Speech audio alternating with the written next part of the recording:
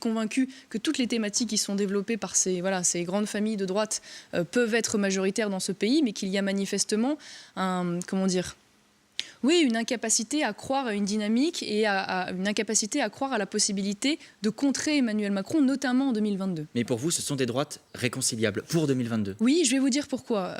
Pour plusieurs raisons. En ce qui concerne les Républicains, d'une part, je crois que les grands clivages qui jusqu'alors avaient structuré à la fois le Front National, à la fois à l'époque le RPR et d'autres, sont dépassés. Ça veut dire que pendant longtemps, on a eu un clivage gaulliste-anti-gaulliste. Voilà. Pour moi, aujourd'hui, je n'ai aucun problème avec l'héritage gaulliste, gaullien, bien au contraire, on ferait bien de s'en inspirer à bien des égards aujourd'hui. Mais pour moi, c'est un clivage qui est aujourd'hui dépassé, c'est de la nécrologie politique. Assez peu de personnes et de Français, objectivement en dessous de 65-70 ans, continuent de se positionner en fonction de ça.